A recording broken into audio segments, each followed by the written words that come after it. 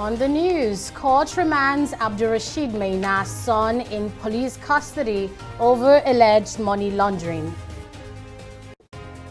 NJC probes 8 judges for judicial misconduct. And Botswana Masisi retains presidency, clinching 51% of votes.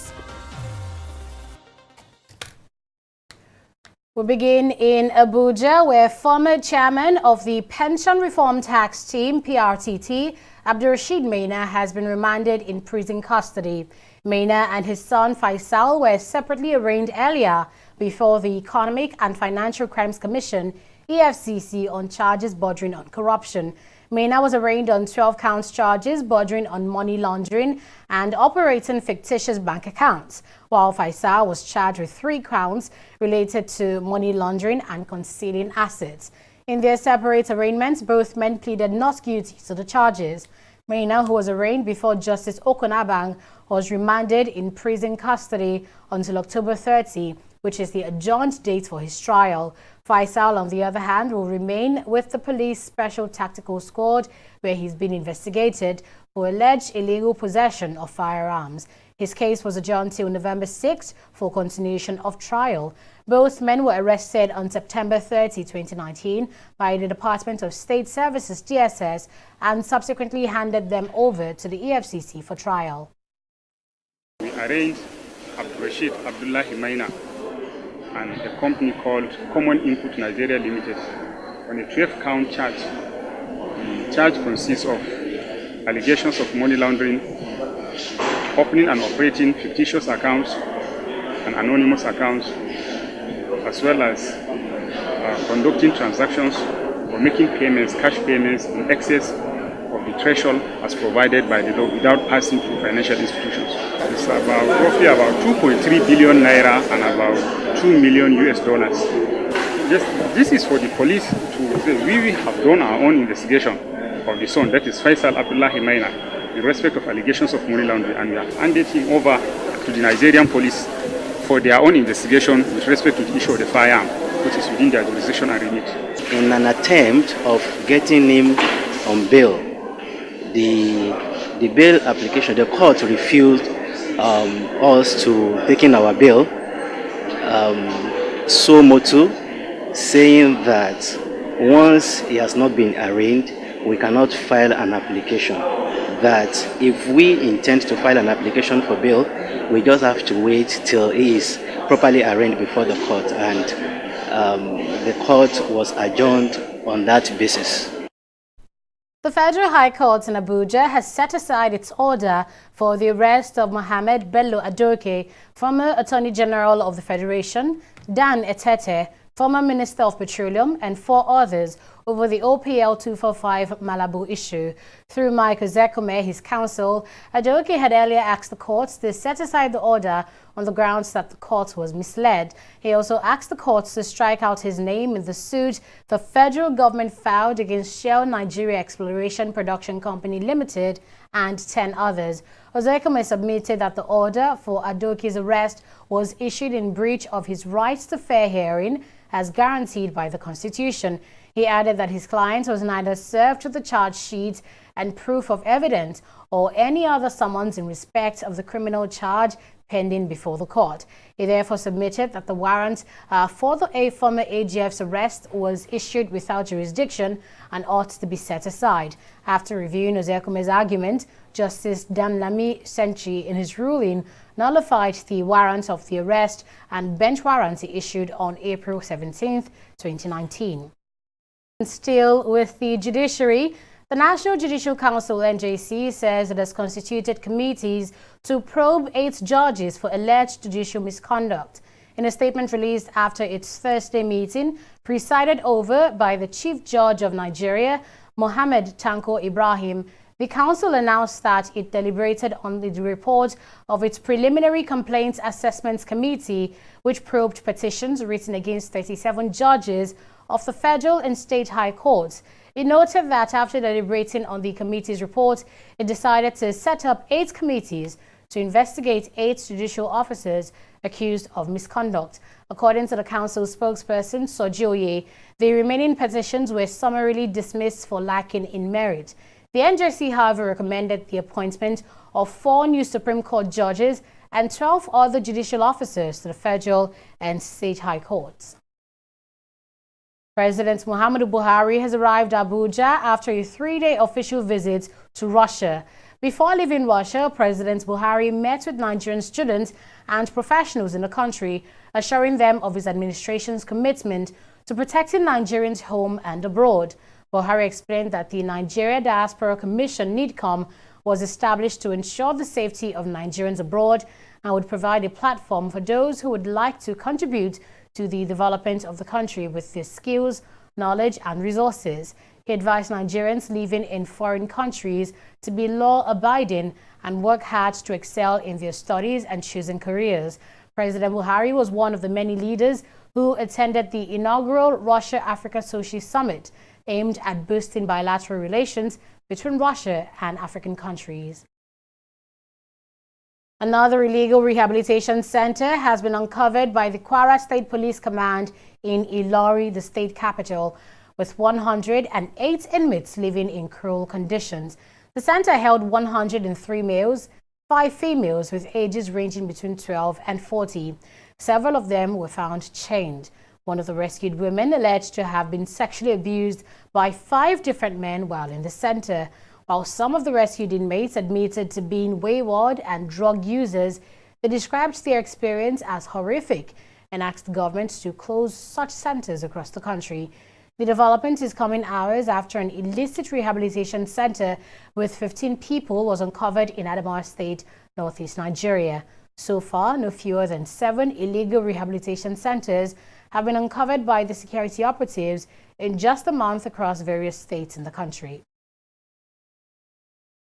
Oluwafemi Oke-Osayintolu, Chief Executive Officer of the Lagos State Emergency Management Agency, LASEMA, says the agency has rescued 5 victims in another collapsed building on Thursday.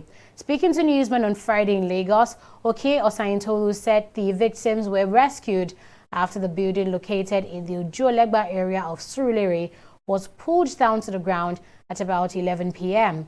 He said the accident occurred around 5:15 p.m. and that the rescue was in collaboration with the Lagos State Building Control Agency. LASPAC and General Manager Abiola Kusegbe said the agency had identified and marked the collapsed building in question in 2015 and 2019 and warned residents to vacate the premises. She said after the marking was done, some of the tenants tore the seal notice and continued living in the premises. Kusegbe urged residents to avoid living in a building in distress for their own good and in the interest of the community in general. This incident is coming after a 3-story building at Magodo Phase 1 and a 2-story building in Ojuelegba collapsed less than 2 weeks ago. The Inspector General of Police, Mohammed Adamu, says the annual budgetary allocation for the force falls short of what is required to have a quality police force that operates in accordance with international best practices.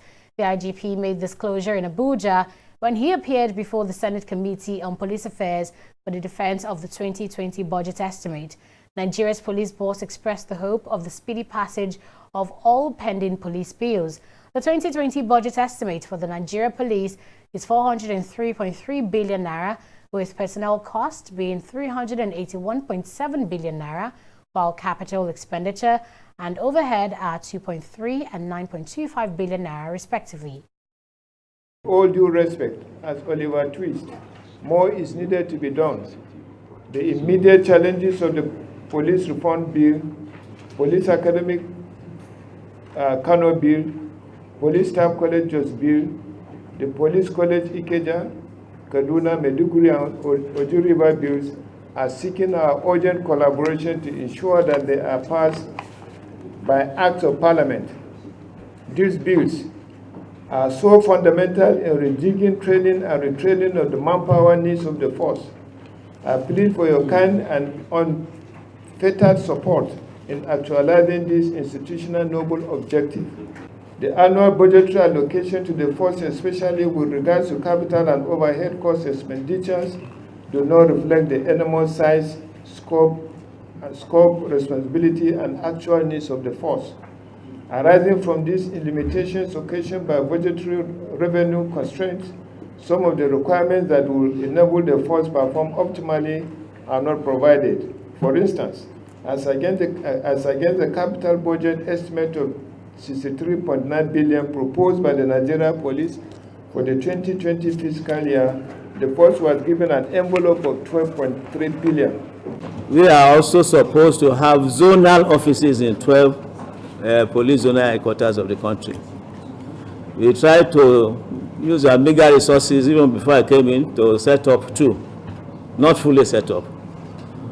The advantage in having the zones, to have zonal offices, the advantages are very many. A lot of complaints from states, even for our men to send them down sometimes. The resources are not there. And a lot of times we ask the command there to forward report. But I want a situation where, in no distant future, we have those zonal offices. Whatever is the problem on the ground, whatever is the case, even we have composition of personnel, including some lawyers. Chairman of the Independent National Electoral Commission, INEC, Mahmood Yakubu, has denied spending between a beyond budgetary provision for the 2019 election. Yakubu said this on Thursday while responding to a question by Babagida Ibrahim, representing Mulumashi Kaffa Federal Constituency of Katsina State, on INEC's extra budgetary spending on overheads and group insurance items in the 2019 budget. Ibrahim also asked INEC to disclose its other sources of revenue to warrant spending above the approved expenditure in the budget provision. Addressing the National Assembly Joint Committee on Budget Defense in Abuja, the INEC chairman said the Commission's budget status gives it the flexibility to move funds from one head to another to meet the demands of its mandate. Yakubu said, quote, "We did not go outside the envelope," end of quote. He added that the Commission was faced with pressure as some of its activities were time-bound and needed to be accommodated. He, however, added that INEC was still able to work with the budget, only that funds were sought internally to hasten its operations. 141 stranded Nigerians have returned from Libya on Thursday. Coordinator of the National Emergency Management Agency, Lagos Territorial Office, Abubakar Mohammed, received the returnees on behalf of the federal government at the cargo wing of the Murtala Mohammed International Airport, Lagos. Mohammed told newsmen that the returnees arrived aboard a chartered El Barak airplane at 4:32 p.m. He said their return was facilitated by the European Union and the International Organization for Migration in a collaborative project that has seen some 15,000 stranded Nigerians being brought back since 2017 when the exercise started. Profiling of the returnees shows that there were 42 women, 19 female children, and 5 female infants. 55 men, 14 female children, and 6 male infants were also brought back. The returnees narrated their ordeals in a North African country and pleaded with Nigerians not to travel to Libya. The United Nations Children's Fund has asked the federal and state governments to invest more in children to combat hunger and provide access to quality education and healthcare. UNICEF representative in Nigeria, Peter Hawkins, was speaking at an event to commemorate 30 years of adoption of Convention on Rights of Children, CRC. The Minister of Women Affairs, Paul Talon, also highlighted the importance of the girl-child education, especially in the areas of science and technology. This year, as I've said, we're celebrating the 30th anniversary of the Convention on the Rights of the Child. And next year, we will celebrate the same anniversary, but for the African Charter on the Rights and Welfare of Children, as well as the 10-year Decade for Action to achieve the SDGs, the Sustainable Development Goals, by 2030. All of this together presents an urgent triple call for action for the children of Nigeria. We cannot fail in this mission, and we need all of you here, all of those watching at home, to work with us in protecting the rights of every Nigerian child so that they may have a fair chance in life to fulfill their full potential and achieve their dreams. Science and technology is what drives the world, and our children cannot be left behind in the 21st century. Our children are the future hope of this country. Our children are blessed and well talented. All that we need to do is to give them that little push and encouragement. I'm therefore appealing that our teachers, our parents should take the girl child education very seriously, especially the sciences. Our girls are the future hope. Our children are the future hope. Every other thing is secondary, but the child is the hope of tomorrow. Still to come after the break, updates on a treasury bill auction by the CBN. Do stay with us.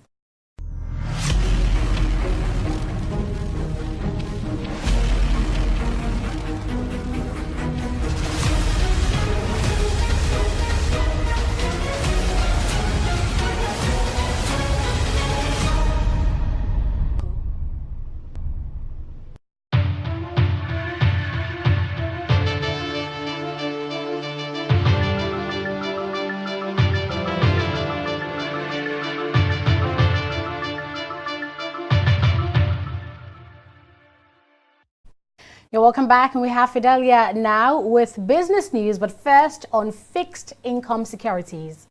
Well, thank you, Annetta. The Central Bank of Nigeria is billed to auction 93.13 billion naira worth of treasury bills in a dark auction at the end of the month. The Apex Bank says the treasury bills are spread across 91-day, 182-day, and 364-day tenors. A total of 28.02 billion naira would be offered in the 91-day tenor, while 10.62 billion naira would be offered in the 182-day tenor.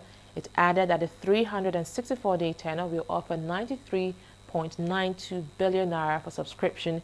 The Apex Bank has now directed interested money market dealers to submit bids through its S4 web interface between 9 a.m. and 11 a.m.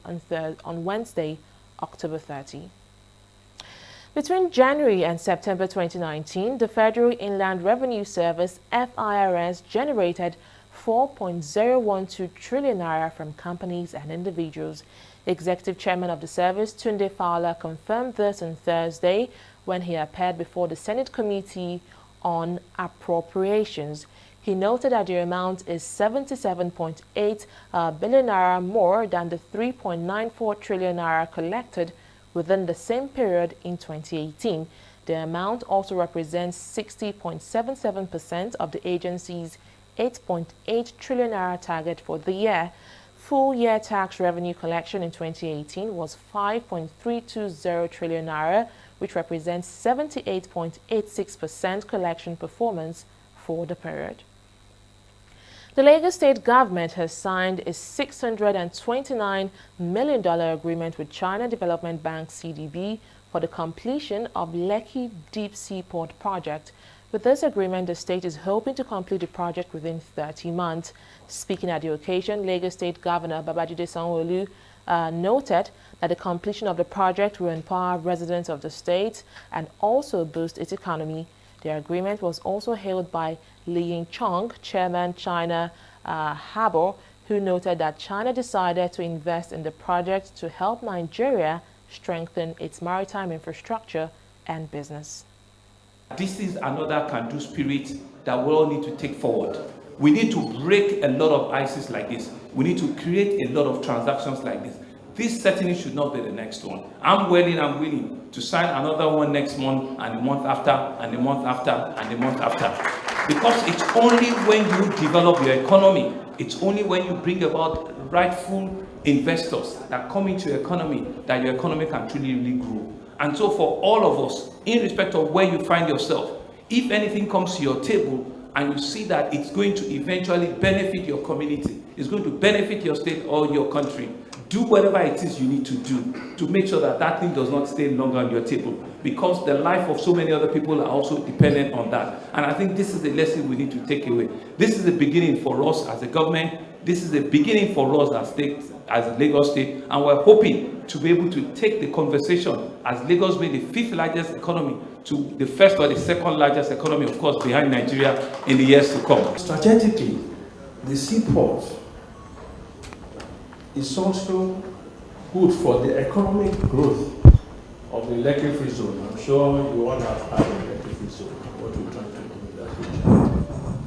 And we see it as a catalyst because it will support a massive industrial and petrochemical complex being embarked upon both in the northern and southern part of the quadrants of the zone, with investment which I believe over the next 3 years will peak at around $20 billion. The port, of course, will also boost the industry of Nigeria, especially in Lagos State, improve all the transportation conditions. Of course, at the meantime, if you provide the basic infrastructure facilities to attract more and more potential investors, at the meantime, they also create more job opportunities for the local community.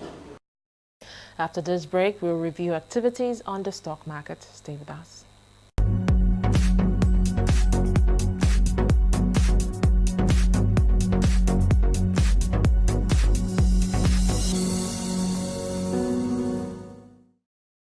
Sell-offs continue to outweigh buys at Nigeria's equities market, with foreign direct investments declining further.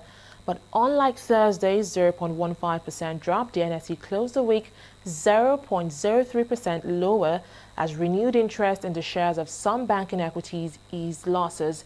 Well, the impact of these renewed interest can be seen on this chart summarizing market activities for the day. With over 371 million shares traded, the market made 900 million naira more than it did yesterday, when the total value of trade wrapped up at about 1.6 billion naira. Well, let's now see why the market closed negative today. Major sell-offs in the shares of Guinness Nigeria is largely responsible for the downtrend. This medium cap equity is the biggest faller today, dropping by 2 naira 6 kobo. Forte Oil right here, cement company of northern Nigeria, and Dangote Flour also contributed to today's loss. On the flip side, Guarantee Trust Bank was the toast of investors today, trading over 6 million shares. It was also a good day for WAPCO right here, which is Lafarge Africa, Access Bank and UBA also topping the gainers chart. And outside Nigeria, which is the foreign scene, the FTSE is dropping as Brexit uncertainty kind of clouds investor sentiment. Well, Dow Jones and Nikkei are, however, posting gains like they've been doing since the start of the week. 0.67%, that's how much the Dow is rising, and Nikkei closed the week at 0.22% in the positive territory. Well, that's it from the world of business. It's back to Annetta.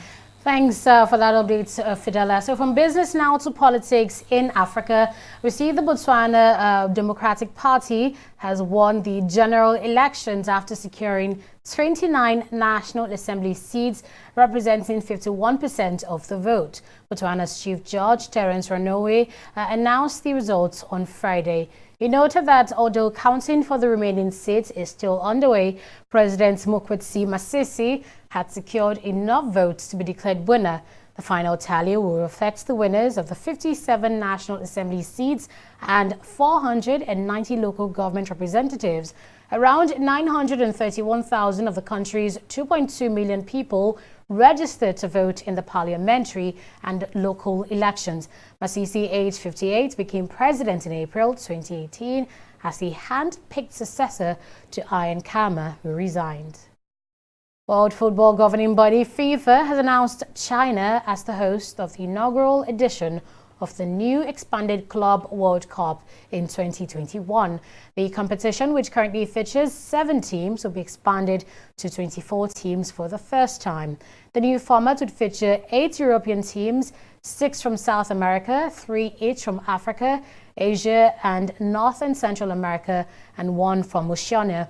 FIFA also announced that the next edition of the current Club World Cup format will be hosted by Qatar ahead of the World Cup in 2022, with the 2019 competition kicking off in December 2019. And that's all on news now, but this time do log on to our website at www.tv360nigeria.com for more updates. I am Anata Felix. Thanks for watching.